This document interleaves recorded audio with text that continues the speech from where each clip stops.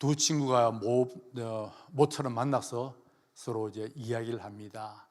근데 한 친구는 어찌 좀 자랑을 하며 기뻐한 듯 하면서도 뭔가 불평 가득한 이야기를 하는 겁니다.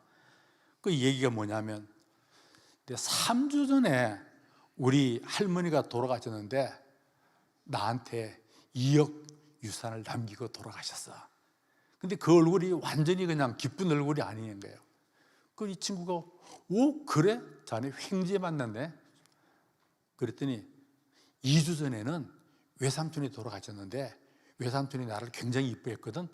그런데 외삼촌은 사업을 하는 사람이어서 돈이 좀 많았는지 나한테 3억 유산을 남겨주고 가셨어. 야, 자네 진짜 5억 엄청나잖아. 한턱 내야겠어. 그랬더니 계속해서 이야기가, 지난주에는 또 우리 고모가 돌아가셨는데 1억을 주셨어. 야, 6억이 어디야? 평생 벌어도 못 벌 돈인데 정말 축하한다. 그랬더니 이 친구가 그냥 영 표정이 안 좋은 표정이어서, 야, 너 6억이나 받아놓고 횡재 중에 횡재인데 왜 표정이 그래 뚫뚫하고 그래? 그랬더니 에이씨, 이번 주는 아무도 안 돌아가셨잖아. 이게 우리 인간의 모습입니다. 어쩌면 우리의 모습일 수도 있습니다. 하나님께서는 우리에게 굉장히 많은 걸 주셨습니다. 천하보다 더 귀중한 생명도 주셨고, 특히 우리에게는 구원을 주셨습니다. 구원이 왜 구원인지 제가 한 말씀 드렸죠, 그죠? 원래 10원 주셨는데 11조 떼고 나니까 9원 남더라. 구원을 주셨고, 그 외에도 우리에게 필요한 모든 것들을 다 주셨습니다. 정말 모든 게 감사하잖아요, 그죠? 아침에 일어나면 눈 뜬 것만 봐도 감사인데 오히려 감사보다는 불평을 많이 하면서 살지 않았는가, 그 생각을 해보는 겁니다. 오늘 민수기 14장을 다 읽으려니까 너무 많고 10절까지 읽었는데 사건의 전말은 이렇습니다. 우리 다 잘 알고 있는 거죠, 그죠? 모세가 가나안 땅에 정탐꾼 12명을 보냅니다. 40일간 가나안 땅을 정탐하고 온 그 12명이 보고를 하죠. 근데 10명이 굉장히 부정적인 보고를 합니다. 그 땅은 정말 젖과 꿀이 흐르는 옥토가 맞는데, 문제는 그 땅 거민들이 굉장히 강대하고 그인들의 후손도 있고 우리는 거기 비하면 메뚜기 떼 같다 그랬습니다. 그러니까 도저히 우리는 상대가 안 됩니다. 이렇게 부정적으로 이야기를 하니까 그 백성들이, 오늘 제목이 그렇죠. 온 백성이 밤새도록 통곡하였더라. 밤새도록 그냥 하나님과 모세를 원망하면서 통곡을 한 겁니다. 그때 여호수아와 갈렙이 뭐라 그럽니까? 너무너무 안타까우니까 옷을 찢으면서 이야기합니다. 오늘 본문 7절 하반부터 9절 보면 정말 그 땅은 아름다운 땅이다. 하나님께서 기뻐하시면 우리는 그 땅으로 들어갈 수 있다. 그 땅은 정말 젖과 꿀이 흐르는 땅이다. 여호와를 거역하지 말자. 너희들이 왜 우니? 사실 그렇잖아요. 이 사람들이 자기들이 싸웠어요. 하나님께서 다 싸워주셨잖아요, 그죠? 근데 이제 얼마나 안타까우니까. 그런데 오히려 믿음을 주려고 했지만 11절 이하로 보면 이 사람들이 오히려 모세나 아론이나 여호수아나 갈렙에게 돌을 들어서 치려고 했다고 합니다. 그러니까 하나님께서 얼마나 화가 나시겠어요. 11절 이하 보면 하나님께서, 좋아, 내가 이 백성을 전염병으로 싹 다 없애버리고 모세 너에게 더 강하고 강대한 좋은 백성을 이루게 해주겠다 그랬습니다. 저 같으면 어떻게 했겠어요? 겉으로는 그래도 말 못하고 속으로는 그럴지 모르죠. 주여 당신의 뜻대로 하옵소서. 이 진짜 어떻게 말 폐역무도한 백성들이잖아요, 그죠? 자기들이 홍해 바다로 봤잖아요. 세상에 홍해가 갈라지고 자기는 건너왔는데 애굽 병사는 다 빠져 죽는 거 봤잖아요. 자기들이 싸웠습니까? 아니잖아요. 그걸 보면서도 이렇게 폐역한 이 백성들, 모세가 얼마나 어렵게 힘들게 백성을 인도해냈습니까?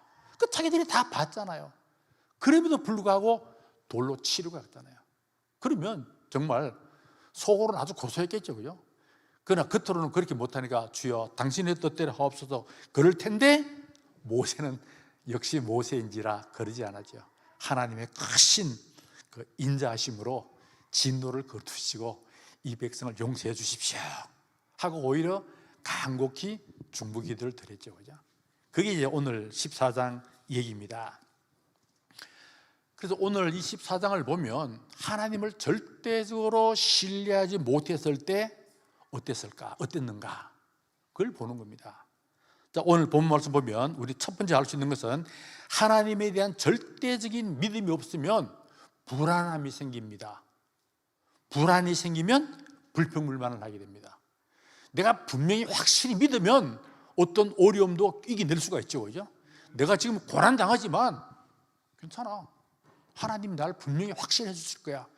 그런데 절대적으로 신뢰하지 못하니까 의심이 생기고 불안이 생기고 결국 불평불만을 하는 겁니다. 그래서 1절 말씀 다시 한번 읽어보겠습니다. 1절 말씀. 온 회중이 소리를 높여 부르짖음에 백성이 밤새도록 통곡하였더라. 왜 통곡했겠습니까? 믿지 못하니까, 의심이 생기니까 통곡하는 겁니다. 이거 괜히 온 거 아니야? 괜히 그냥. 근데 이렇게 부정적인 말은 우리 공동체, 신앙의 공동체에도 굉장히 큰 해악을 미친다는 겁니다. 이 10명이 그래도 그 각 지파 대표자들이잖아요. 그 사람들이 10명이 이렇게 불평불만 부정적인 얘기를 하니까 온 백성에게 그게 다 전염된 겁니다. 그래서 백성이 밤새도록 통곡한 겁니다. 이 사람들은 뭡니까? 아직 일어나지도 않은 일을 걱정합니다.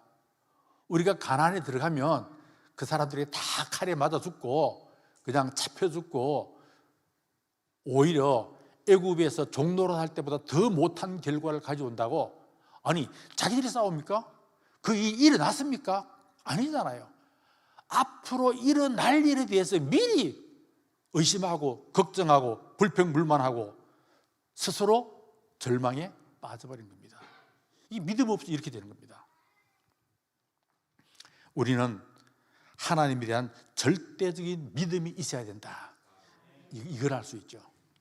두 번째로는 주의 종을 믿지 못하며 하나님까지 원망하게 됩니다. 오늘 본문 2절 3절 다시 한번 읽어보겠습니다. 2절 3절입니다. 이스라엘 자손이 다 모세와 아론을 원망하며 온 회중이 그들에게 이르되 우리가 애굽 땅에서 죽었거나 이 광야에서 죽었으면 좋았을 것을 어찌하여 여호와가 우리를 그 땅으로 인도하여 칼에 쓰러지게 하려 하는가? 우리 처자가 사로잡히리니 애굽으로 돌아가는 것이 낫지 아니하랴. 야, 이게 정말 우리는 이미 다 알고 있는 사실이니까. 그런데 이 엄청난 하나님의 역사를 보고서도 이렇게 하는 겁니다. 결국 이건 하나님에 대한 반역입니다. 그 후에 4절 5절 보면 어떤 얘기가 나옵니까? 아까 우리 본문 읽었지만 그들이 말할 때 우리가 한 지휘관을 세우고 애굽으로 다시 돌아가자. 애굽으로 다시 돌아가서 종노릇 하자. 그 얘기입니다. 모세와 아론이 백성들 앞에 그냥 엎드리고 어떻게든지 좀 하나님에 대한 믿음을 주려고 했지만 전혀 소용이 없었던 겁니다. 결국 그들의 불신, 불평, 원망은 하나님께서 세우신 지도자 모세와 아론도 믿지 못하고 돌로 치려고 하고, 그건 하나님에 대한 반역이죠. 그죠? 옛날에 조선시대 때 암행어사 출두하고 암행어사가 나오는데 암행어사를 잡아서 죽이려고 그러면 그건 뭡니까? 역적이죠. 임금에 대한 반역이죠. 하나님에 대한 반역입니다. 이거. 모세와 아론을 돌로 치르겠다는 거냐. 바로 이렇게 되는 겁니다. 그들은 하나님께서 함께 하신 것을 깨닫지 못한 겁니다. 아니, 어쩌면 노인도 아닌데 이거 치매에 걸려서 망각해버린 겁니다. 다 잊어버린 겁니다. 매일같이 하나님의 놀라운 역사를 보면서도 잊어버린 겁니다. 8절, 9절 거기 보면 이제 여호수아와 갈렙이 그러잖아요. 한번 읽어보겠습니다. 8절, 9절 시작. 여호와께서 우리를 기뻐하시면 우리를 그 땅으로 인도하여 드시고 그 땅을 우리에게 주시리라. 이는 과연 젖과 꿀이 흐르는 땅이니라. 다만 여호와를 거역하지는 말라. 또 그 땅 백성을 두려워하지 말라. 그들은 우리의 먹이라. 그들의 보호자는 그들에게서 떠났고 여호와는 우리와 함께 하시느니라. 그들을 두려워하지 말라. 이렇게 합니다. 왜냐하면 지금까지 이스라엘 백성이 전쟁했습니까? 안 했습니다. 하나님도 하신 겁니다. 이스라엘 백성들은 노예 생활했기 때문에 이 사람들이 뭐 조직이 있었겠습니까? 그냥 뭐 총검술을 배웠겠습니까? 아무것도 못합니다. 하나님 다 하신 거고 하나님 다 이끌어 주신 거죠. 하나님 이렇게 하라면 이렇게 하면 그 길이 평탄해졌던 거거든요. 그런데 그 사람들은 하나님의 은혜를 배은망덕하게도 다 잊어버린 겁니다. 사실 노예, 종, 희망이 있겠습니까? 없어요. 우리 조선시대 옛날 이야기들 보면 차라리 종의 아들로 태어나느니 아들 저 멀리 버려버리잖아요. 그러면 이 종의 아들인지 평민인지 모르니까요. 천민의 자식으로 태어나면 자식을 위해서 몰래 버려버리잖아요. 딴 집 어디 대감집 문 앞에 갖다 버리기도 하고 그러잖아요. 그죠? 그러면 천민 신분이라도 면하라고. 근데 사실 노예, 종 아무런 희망도 없습니다. 여기서 하나님께서 구해주신 겁니다. 이 종살이에서 구해준 겁니다. 그럼 이건 뭐 어마어마한 거죠. 어떻게 보면 정말 주님, 제가 목숨 바쳐 주님의 은혜에 보답하겠습니다. 이게 정상이죠. 그런데 그들은 그러지 못했어요.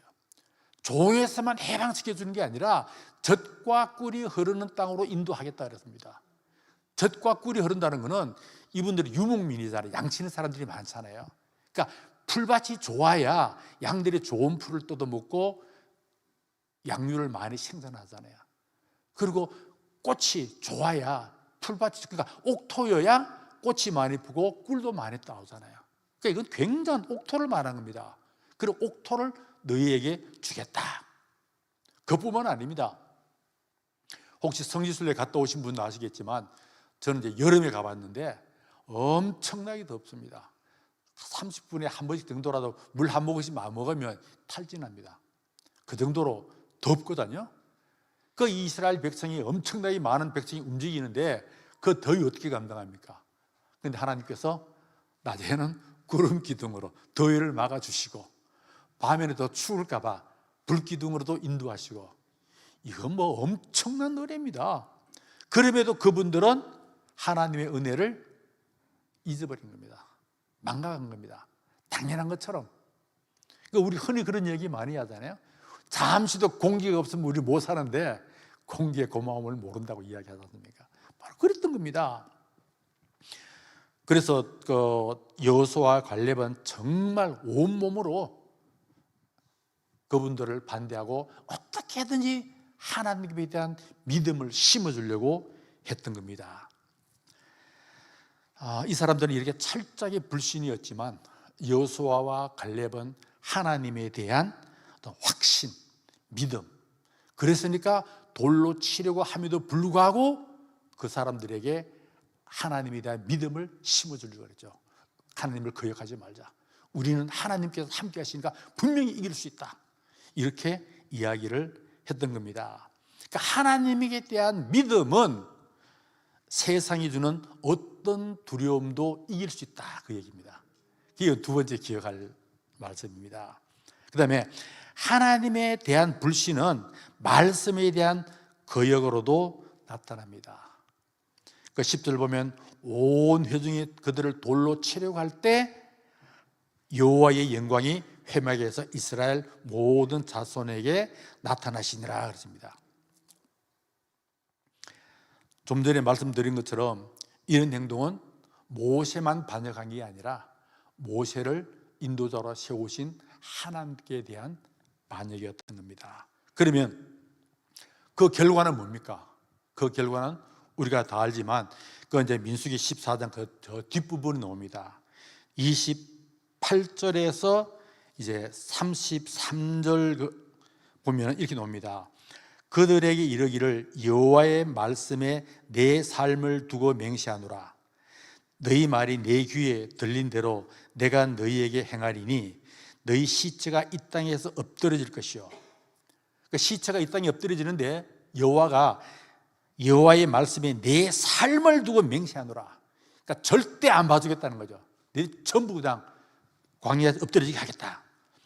너희 중에 20세 이상으로서 계수된 자, 곧 나를 원망한 자 전부가, 그러니까 이때는 아마 20세 돼야 이제 어른이었던 모양이죠, 그죠? 또 전쟁할 수 있는 사람 전부가 여분니의 아들 갈렙과 눈의 아들 여호수아 외에는 내가 맹세하여 너희에게 살게 하리라 한 땅에 결단코 들어가지 못하리라. 그냥 못 들어가리가 아니라 결단코 들어가지 못하리라. 여호와께서 내 삶을 두고 맹세하노니 다 죽을 거야. 결코 절대로 들어가지 못하리라. 그리고 그 다음입니다. 너희가 사로잡히겠다고 말하던 너희의 유아들은 내가 인도하여 드리리니 그들은 너희가 싫어한 땅을 보려니와 너희의 시체는 이 광야에서 엎드러질 것이요 너희의 자녀들은 너희 반역한 죄를 지고 너희의 시체가 광야에서 소멸되기까지 40년을 광야에서 방황하는 자가 되리라. 아주 적나라하게 성경 표현했습니다. 너희의 시체가 이 광야에 엎드릴 것이다. 광야 상당히 힘들잖아요, 그죠? 아무것도 없잖아요, 광야에는. 근데 그냥 너희가 다 죽으리라가 아니라 너희 이 시체가 광야에서 다 그냥 엎드려진다. 그리고는 그 벌로 40년을 광야에서 헤맬 거다. 그러니까 그때 어린아이들도 이제는 나이가 들어서 가나안 땅에 들어가게 되는 거죠. 하나님 이렇게까지 말씀하신 겁니다. 그런데 여호수아와 갈렙은 하나님께서 들어갈 수 있도록 허락해 주시겠다. 뭐 엄청나게 큰 은혜입니다. 그래서 우리는 꼭 기억해야 됩니다. 세상이 모두 잘못되었다 하더라도 우리는 우리 하나님을 전폭적으로 신뢰해야 됩니다. 그런데 이게 참 어렵습니다. 그죠? 자, 오늘 말씀을 이제 정리를 해보면 이렇습니다. 첫 번째 이제 내릴 수 있는 결론은 불평 절대 배우지 마십시오. 이건 불평이라는 것은 어떻게 보면 가장 배우기 쉬운 것 중에 하나가 불평입니다. 불평 물만하는 거 정말 쉽습니다. 이거 불평을 배우는 데는 소질이 전혀 없어도 배울 수 있습니다. 그죠? 지식도 필요 없습니다. 뭐 인격이니 기질, 재능, 뭐 나이, 환경 다 필요 없습니다. 돈도 한 번 필요 없습니다. 공짜로 배울 수 있습니다. 그러나 배우기 쉬운 불평이라고 절대로 배우지 마십시오. 이거 정말 안 좋습니다. 우리가 막 그냥 불평하면 문제가 해결됩니까? 아닙니다. 제가 정말 제 삶에서 가장 큰 어떤 고통에 있었을 때 정말 불평 나옵니다. 하나님께 막 그냥 하나님 어떻게 이럴 수가 있느냐고 그런 얘기 나옵니다. 그랬는데 어떤 기독교 신문을 딱 봤는데 거기 딱 어떤 그림이 나오냐면 하나님을 믿는 사람은 불평할 시간에 기도를 한다. 이게 딱 와닿더라고요. 야, 내가 결국 이 정도밖에 안 됐구나. 근데 그걸 딱 보는 순간 마음이 많이 이제 밝아지는 것 같고 좀 그런 마음이 들더라고요. 어쨌든 불평한다고 문제가 절대 해결되지 않습니다. 불평하면 행복해집니까? 아무리 불평해 보십시오. 행복해지지 않습니다. 불평하면 더 불행해집니다. 불평할 게 불만이 더 많이 쌓입니다. 그러면 내가 상대방에 대해서 불평하면 상대방이 고쳐집니까? 아닙니다. 나하고 원수됩니다. 불평하지 말고 그 불만 많은 상대방이 있으면 칭찬해주면 친구가 될 수 있잖아요. 불평한다고 개선되지 않습니다. 불평은 하면 할수록 우리를 더 절망의 구렁텅이에 빠뜨리고 만다는 겁니다. 그걸 흔히 이런 이야기합니다. 불평은 마귀학교의 가장 중요한 필수 과목이다. 근데 이게 참 어렵습니다. 제가 언젠가 기도에 대한 말씀을 전할 때 어떤 사람한테 기도 부탁하지 말라 그랬어요. 말 많고 말을 잘 옮기는 사람 그런 사람한테 기도 부탁하지 말라 했죠. 그런 사람 기도 부탁하면 열심히 기도해 주는 게 말을 자꾸 옮겨 이 사람. 그것처럼 이 주위에 이랬던 모임에 슬그머니 갔는데 뭔가 자꾸 불평불만하는 사람이 있으면 그 자리에 석 피하십시오. 그거 끼일 필요 없습니다. 끼면 물듭니다. 나도 모르게 그런 불만 그런 사람이 되고 마는 겁니다. 그런데요, 힘듭니다. 우리 시편에 보면 악인, 선인, 의인 나오죠, 그죠? 의인도 악인도. 그럼 악인이 누군지 아세요? 예수 믿는 사람, 하나님 믿는 사람입니다. 하나님, 그러니까 거기 의인이나 악인이나 다 하나님 믿는 사람이에요. 그러니까 하나님 믿지 않는 사람은 그 이방인들, 딴 사람들이고, 거기 나오는 악인은 하나님 믿는 사람. 다시 말하면 우리 교회 안에도 악인이 있다는 겁니다. 그러니까 우리 교회도 물론 이걸 따질 수는 없지만 확률적으로 보면 12명의 대표 가운데 10명은 불평불만꾼자입니다. 그러니까 우리 주변에 12명이 있으면 10명은 불평불만을 잘못하면 할 수 있는 사람이라는 겁니다. 그래서 굉장히 주의를 해야 됩니다. 하지 않도록. 내가 이제 불평불만 하다가도 깨달으면 아니지, 이제부터는 안 해야지, 이렇게 바꾸면 됩니다. 아마 우리 교인들은 12명 중 10명이 아니라 2명도 없어야지, 그죠? 다 감사함으로 복받는 우리가 되었으면 좋겠습니다. 자, 두 번째, 원망과 불평은 축복을 가로막습니다. 더 정확히 말하면 그냥 복이 맞겠죠, 그죠? 이 복을 가로막는 겁니다. 그러니까 우리 2절에 아까 뭐라고 했습니까? 이스라엘 백성이 원망하고 불평하면서 우리가 애굽 땅에서 죽었거나 이 광야에서 죽었으면 좋았을 것을. 애굽 땅에서 죽었거나 이 광야에서 죽었으면 좋았을 것을. 이거 참 진짜 그렇죠. 그래, 이렇게 불평했기 때문에 결국 어떻게 됐습니까? 자기들이 말한 대로 다 됐죠. 말한 대로 어떻게 됐습니까? 결국은 애굽 땅에서 다 죽었죠. 광야에서 다 죽었습니다. 그러니까 불평 잘못하면 내가 불평한 그대로 되어버린다는 겁니다. 또 3절에 보면 애굽으로 돌아가는 것이 낫지 아니하랴. 요즘 현대말로 바꾸면 뭐라 그럽니까? 어떻게 바꾸면 되겠습니까? 애굽으로 돌아가는 것이 낫지 아니하랴. 애굽에서 뭐 했습니까? 이 사람들 신분이 뭡니까? 종, 노예, 그죠? 그러니까 다시 말하면 애굽으로 돌아가자는 것은 요즘 말로 말하면 차라리 마귀의 종로로 하고 죄의 종로로 할 때가 차라리 더 낫지 않았겠는가, 그 말입니다. 하나님께서 우리를 다 이렇게 인도하시고 복을 주셨는데 요 따위 말을 하면 하나님 마음이 얼마나 아프겠어요? 얼마나 괘씸하겠습니까? 그래, 네 말한 대로 돼봐. 그럴 수 있는 겁니다. 차라리 예수 안 믿을 때가 더 좋았어. 차라리 세상보다고 살 때가 더 좋아서. 그거랑 똑같은 겁니다. 근데 이거는 뭐냐면요, 하나님을 바로 못 믿어서 그래요. 어떤 분들 이런 얘기 많이 하자. 제가 자주 사용하는 얘기인데 하나님 말씀대로 다 살려니까 신앙생활 다 하려니까 참 힘들어. 그 신앙생활 잘못하는 겁니다. 하나님 말씀대로 살고 신앙생활하는 게 기쁘고 즐거우면 돼요. 아까도 보니까 아까 찬양하실 때 보니까 뒤에서 보니까 어떤 분은 막 너무 그냥 기쁨으로 찬양하시다가 그런 삶이면 돼요. 내가 좋으면 하잖아요, 그죠?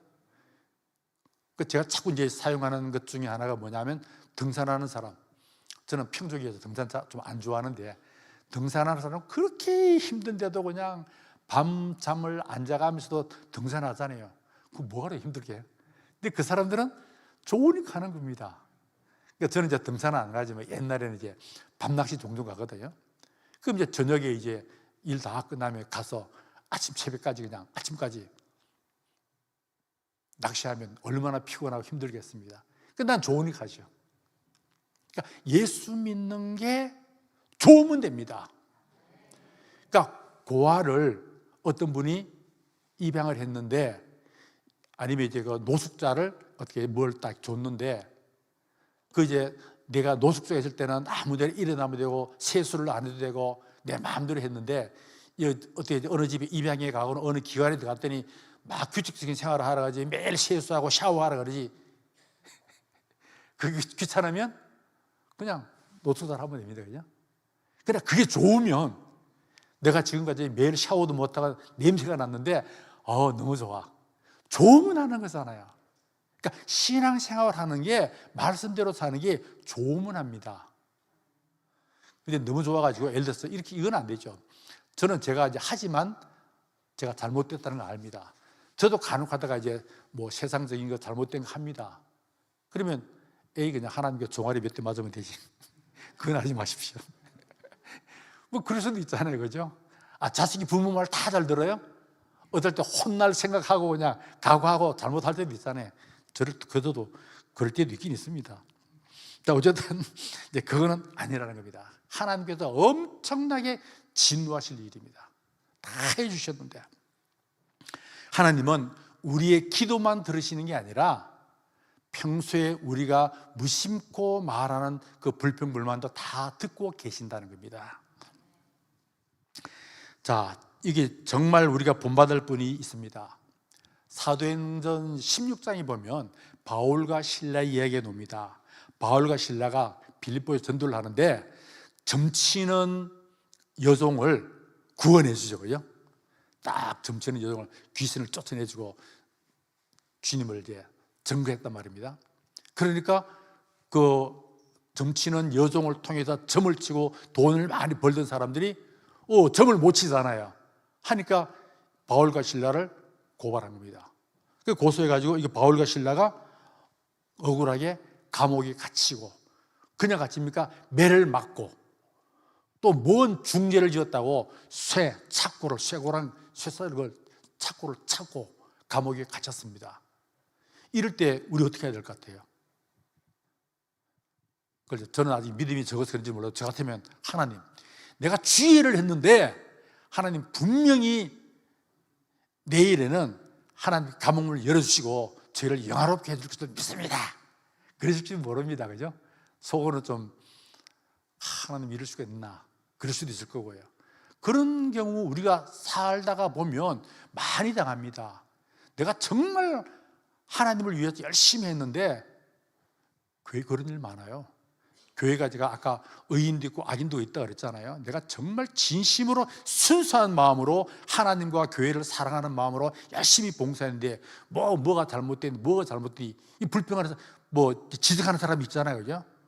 그럼 내 마음이 상처 입잖아요. 다음부터는 안 할까 보다. 그럴 수 있는 겁니다. 그런데 바울과 실라는 그렇게 하지 않았죠. 않고 어떻게 합니까? 오히려 거기서 감옥에서 하나님을 원망하지 않고 기쁨으로 찬송하고 기도하고 그런 겁니다. 하나님께 구해달라, 옥문이 열리게 해달라 그런 소리 안 했습니다. 그냥 거기에서 찬송하고 기도하고 그랬더니 저절로 그냥 착고가 쇠사슬이 풀리고 감옥문이 열리고 그죠? 그 바람에 그 간수장까지 다 그 가족이 구원받게 하고 이런 놀라운 역사가 일어나는 겁니다. 이 사람 바울과 실라는 정말 불평불만이 나올 수밖에 없어요. 정말 열심히 순수한 마음으로 복음을 전하고 그 악한 영에서부터 구원해 줬는데 정말 하나님께서 잘했다 수고했다 그러지는 못할 망정 매 맞고 감옥에 갇히고 중죄인도 아니고 쇠사슬을 묶이고 원망할 만하잖아요. 아마 원망해도 하나님 봐줄 겁니다. 이 정도면 그죠? 그런데도 안 하고 찬양하고 기도하고 그런 거 다 되는 겁니다. 그러면서 빌립보 4장 4절에 보면 바울은 감옥에 갇혔지만 빌립보 사람들에게 뭐라고 하냐면 주 안에서 항상 기뻐하라. 내가 다시 말하노니 기뻐하라. 그런 겁니다. 기뻐하지 못할 때 기뻐하면 되는 겁니다. 그럼 원망 놓을 수 없고 감사해야 기쁨이 나오는 거죠. 그죠? 바로 그겁니다. 그래야 찬양이 나오는 겁니다. 정말 지옥에나 가야 마땅할 우리 사람들을 다 구원해 주시고 많은 복을 주셨으니까 그저 우리는 입으로 그저 감사, 찬송 이거밖에 없는 거죠. 근데 항상 감사하면 내 한 입으로 동시에 두 가지 말 못 하잖아요, 그죠? 그러니까 늘 감사하고 찬양하면 불평할 시간이 없잖아요. 불만을 품을 시간이 없잖아요. 그럼 참 좋은 것 같아요. 자, 불평과 원망은 축복을 도망가게 하고 마귀를 끌어들이는 지름길임을 우리는 알아야 합니다. 자, 그럼 마지막으로 늘 감사하는 심령에는 원망과 불만은 발붙일 곳이 없다는 겁니다. 뭐 그렇잖아요. 방금 이야기한 것처럼 늘 그냥 감사하고 찬양하고 뭐 하는데 언제 불평합니까? 할 여유도 없는 거죠. 그래서 우선은 이런 습관을 들이면 될 것 같아요. 항상 웃는 모습. 항상 웃으면서 불평할 수는 없잖아요, 그죠? 불평하면 아무리 얼굴 좀 찌그러지잖아요. 항상 웃는 모습. 그러면 이제 장례식 가서 잘못해서 웃으면 하나님 나라 가셨음을 축하드립니다. 그러면 되죠. 그러니까 항상 얼굴에 웃음을 띠며 방법을 가르치게 되는 겁니다. 웃는 얼굴을 하고 있으면 불평, 불만은 줄어들고 오히려 감사와 찬양이 나온다. 그건 정말 좋은 방법입니다. 그래서 항상 우리는 모든 것이 하나님의 은혜인 줄 알고 범사에 감사하고 기뻐하는 것이 이것만이 우리가 주님 안에서 복되게 사는 길입니다.